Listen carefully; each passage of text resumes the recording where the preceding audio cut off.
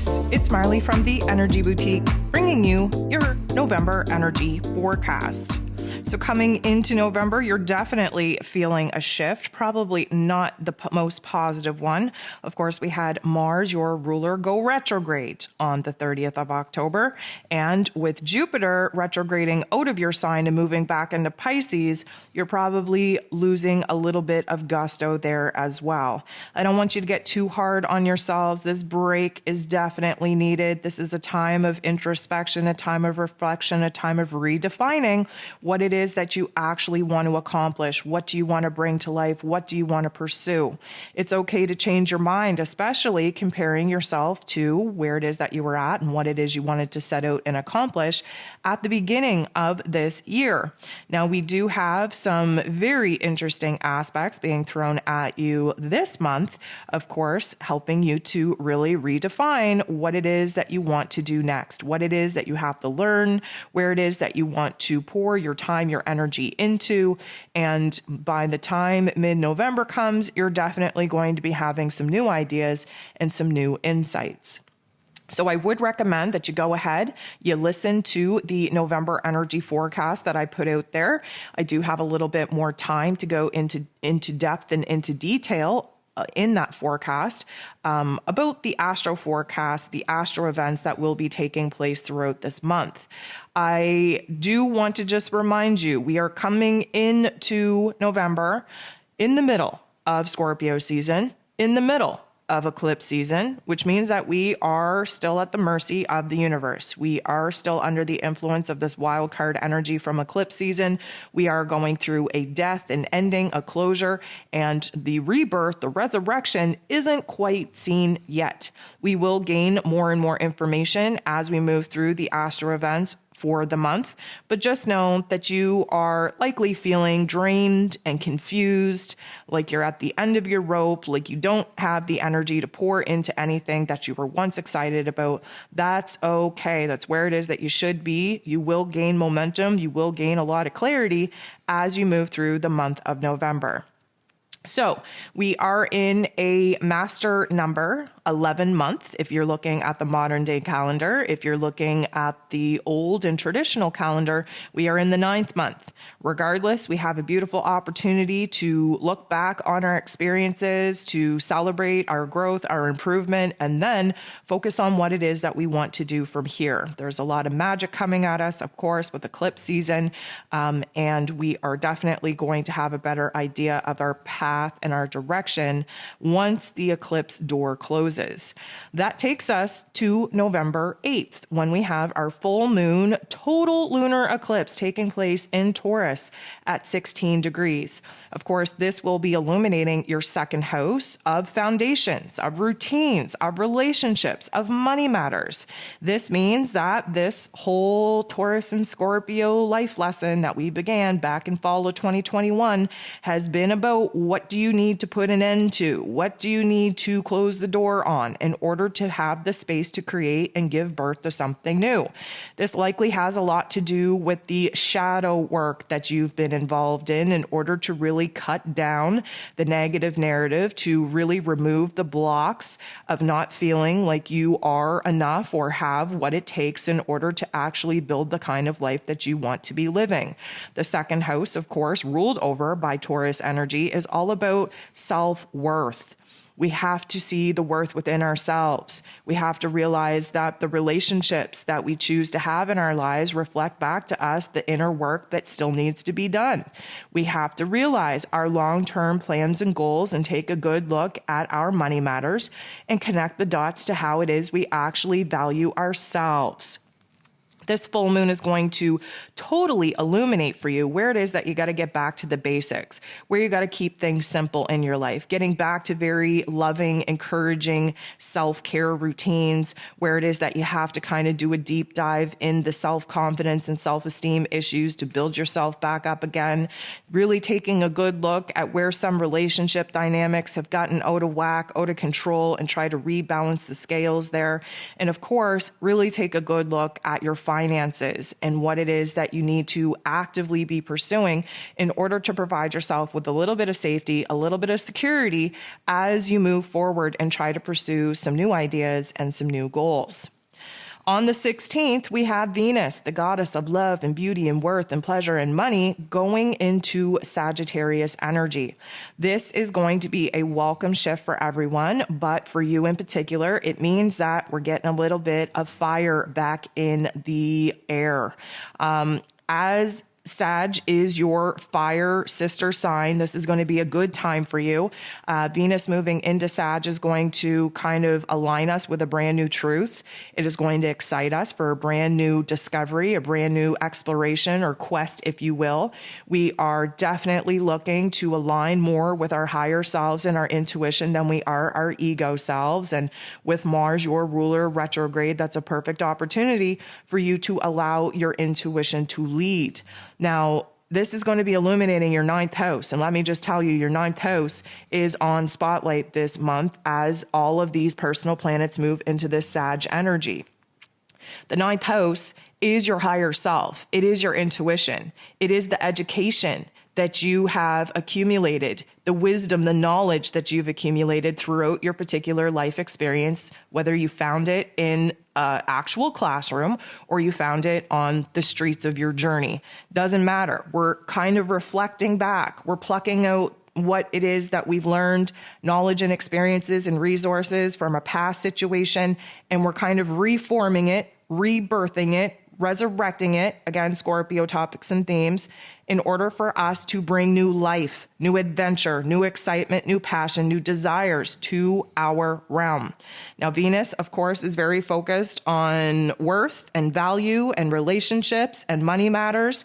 But you know what? Things have been super serious for a very long time, especially with Venus being in Scorpio energy. We had to kind of peel back the layers of our doubts and fears and insecurities in order to see where it is that we've been self-sabotaging ourselves every single time that we are actually in pursuit of something that makes us happy, that's something that brings us passion and joy. So Venus is ready to have a good time. And in this 9th house, she's really going to help you redefine what is worthy of your time and your energy, where the passion is at, where the excitement is at, and where it is that you have to open yourself up to a brand new adventure. The very next day, on the 17th, we have Mercury, ruler of the mental plane, moving into Sag energy, also in this 9th house. A caution I'm going to give to you. Please use a filter before you let things leave your mouth.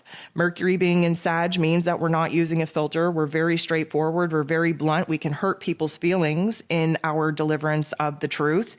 And, you know, my Aries friends don't mind spitting the truth even on the best days. And with this fire on fire energy action, I just want you to absolutely put everything that you're thinking through the filter before you let it leave your mouth. Now, one thing I think is going to be good for you is that the mental plane is focused on philosophical concepts, spiritual concepts, again, kind of using the higher level intellect of our intuition, of our higher selves, blending that with our egoic mental plane, which Mercury rules over, adding logic and practicality, really blending those two worlds together.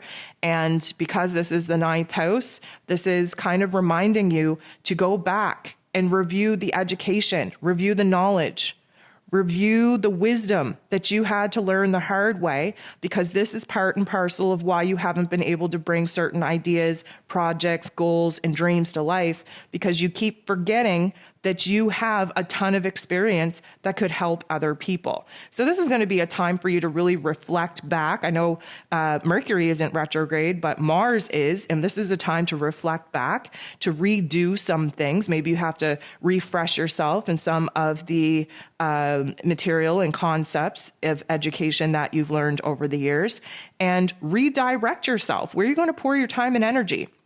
What are you going to spend your time and energy learning? How are you going to, open your mind up to a new, I'm going to say, adventure and quest on how it is that you're going to share your ideas, your experience and wisdom with other people? Again, 9th house being hugely spotlighted for you this month, which means that there is a greater, grander picture that is being revealed to you. You just got to get it out of your own way in order to see it. On the 22nd, we have the sun moving into Sagittarius season, also in the 9th house. The sun is trying to shine a bright light on you being a little bit more optimistic, you being a little bit more confident in the knowledge, in the experiences that you've had in order for you to share your wisdom, your ideas, your experience with other people. This is illuminating a brand new path, a brand new quest, a brand new adventure for truth. And for you, this is about sharing and expressing your truth. Granted, we are going to be a little bit scatterbrained, feel like we're jumping all around. But again, with Mars, your ruler, being retrograde, this is a beautiful opportunity for you to learn energy management, for you to really focus in on ideas, on concepts, on projects, on goals, on dreams and visions that actually excite you, that actually bring the spark back, that actually trigger some kind of passion and desire in you. This is not a bad thing. On the 23rd, the very next day, we have the new moon taking place in Sagittarius energy, also in the 9th house. This is taking place at 1 degree, which means that we are essentially planting the seeds for this next 2.5 year cycle on what it is that you want to learn, the adventure that you want to take, especially where learning new things, education, knowledge, spiritual matters, philosophical matters, being the student, but also realizing where it is in life that you're being asked to be the teacher. And so we do really have to work very hard to focus, which doesn't come very easily with Sagittarius energy because we're scatterbrained. We're kind of excited to just do anything and everything. We really have to hone in our focus on the path that we want to pursue, on what it is that we want to learn, on what it is that we want to experience, on what it is that we have to share with the world. And a lot of this is kind of redefining what our goals are, what our vision is, what that greater, grander picture of our reality that we're trying to manifest is actually going to look like. On the same day, the 23rd, Jupiter, who rules over the new moon in Sag, who rules over Sagittarius season and Sagittarius energy, is going to go direct in Pisces energy. So we had Jupiter in your sign from May 10th up until pretty much the end of October. And because Jupiter went retrograde and slipped back into Pisces, this is why you're kind of feeling a little bit low on energy, low on passion, low on desire. Your given F level is very, very low at this time. But Jupiter having retrograded back into Pisces is supposed to provide us with an opportunity to kind of refresh, renew, resurrect our soul, our spirit, redefine our vision, our dream, really kind of reconnect with what it is that is important, reconnect with our higher selves, reconnect to what it is that we came into this year looking to pursue, and kind of redefining whether or not we're still in alignment with that. With Jupiter going direct in Pisces, now we're going to be able to spend from now until the mid-December really being productive in the pursuit of our happiness, in the pursuit of our dreams, in the pursuit of our growth and improvement, because we are essentially redefining what it is that we believe to be true within ourselves, within the greater, grander plan. So Jupiter being direct in Pisces energy is illuminating your 12th house. Your 12th house is your soul self, your hidden realm, your unconscious realm. It's where soul contracts are, where dreams and inspirations and ideas come to you from your higher self. It is where, things end, things come to a close. Things really get the door slammed on them in order for new things to begin. I will say this will likely take you back to some of the topics and themes, the ideas that you were contemplating at the beginning of 2022, taking us up till about May of this year as well, when Jupiter was at those ending final degrees in Pisces before jumping into Aries, your sign.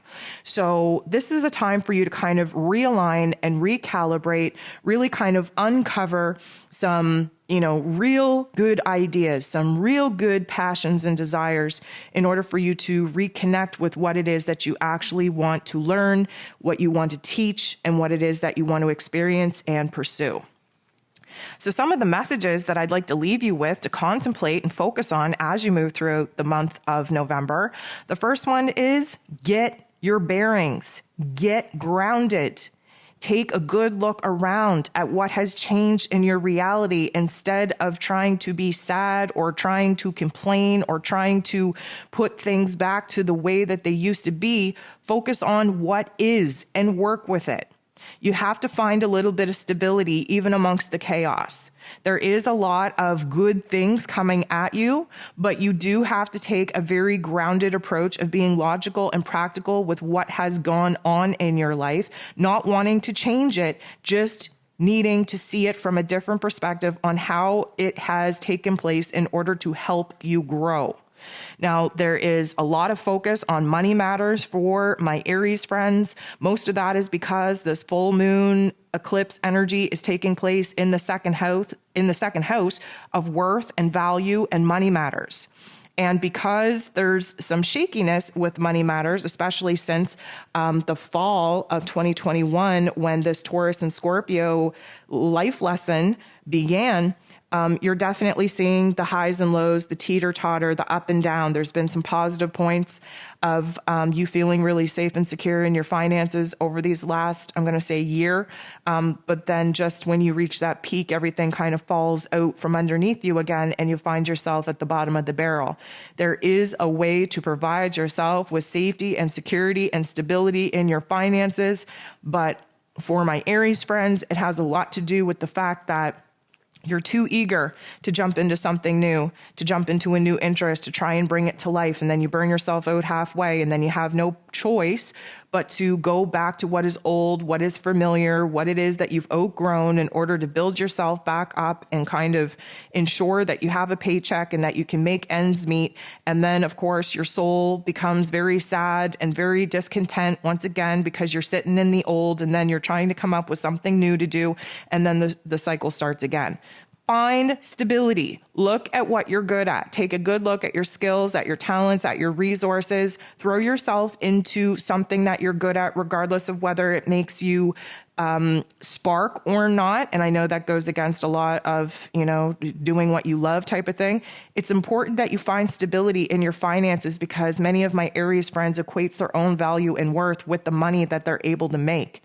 So find something that you're good at. Find something that provides you with the safety, with the security in your finances, and stick with it. And then pursue the passion projects on the side so that you don't burn yourself out and that you're not solely dependent on trying to create something new. And then, of course, watch your whole life fall apart. When you lose that zest, you lose that energy. Focus on stabilizing your current reality. What your guides want you to take a good look at is that this month you are able to be the judge and the jury of your own life. Now, I want you to be able to step outside of your current circumstances and examine your life as if you were an onlooker. Pretend that you are your best friend and pretend that you are trying to give your best friend as much loving support, encouragement, and advice by still keeping very real, very true with speaking the truth, the facts of the matter. This is time for you to discern what is working and what is not, where it is that you've been lost in a fantasy land and where it is that you've been not too eager to stick to the truth of the reality. This is you trying to find a common place, a common ground in between the, I'm going to say, overwhelming want, need, and desire to create something new and magical and something to be proud of versus sticking to what is tried, tested, and true. There is a lot of pros and cons that you need to weigh out. And when we talk about this particular energy, this is very much Mars being retrograde in Gemini energy. There is highs and lows, pros and cons. We are debating dualistic, polarized choices and decisions and ideas. And you have to learn how to really kind of navigate what it is that you're being inspired to pursue and logically plan that out before exerting any energy. This is what Mars being retrograde in your sign is all about, carrying us into 2023. It would be advisable if you get very real with yourself and start cutting away the things that aren't working for you and start leaning all the way into the things that are. Lastly, what I will say to you is that you're about to jump into a brand new set of emotions, ideas, inspirations, and ideas. I already said ideas, but that means that the ideas are coming and they're going to be inspirational ideas. Why do we know this? Because Jupiter, which is about growth and expansion and beliefs and blessings and abundance, is going to go direct in Pisces, which connects us to our higher self, to the realm of intelligence of ideas and inspirations. This is in the 12th house. This is where Pisces naturally rules over. There is a whole big growth and expansion taking place in your higher self, in your intuition, in your ideas, in your dreams, in your creativity. And because this is the 12th house, you are basically unfolding a brand new particular karmic contract, a brand new soul contract. Again, take yourself back to the beginning of the year. See what didn't work for you so well. This is almost an opportunity to redo. And when Jupiter moves back into your sign on December 20th, you will have a chance to redo, retrace your steps, to relaunch, to reproject, to redefine what it is that you're going to pour your time, your energy into. And again, rewind to May. From May up until the end of October, what was it that you were forcefully trying to make happen in your life that didn't come into fruition? This is an opportunity to reflect on that, revise the plan, re-edit those plans, and relaunch when we hit Jupiter re-entering into your sign mid-December. So Aries, that's all that I have for you for the month of November. I hope that you take these messages to heart. I hope that you do all that you can to align to these energies. I hope that you do take the opportunity to reflect back on your knowledge, your education, your experience, your wisdom, and repackage it in a way that not only helps other people, but helps you too. I'm sending you nothing but love, and we'll talk to you soon.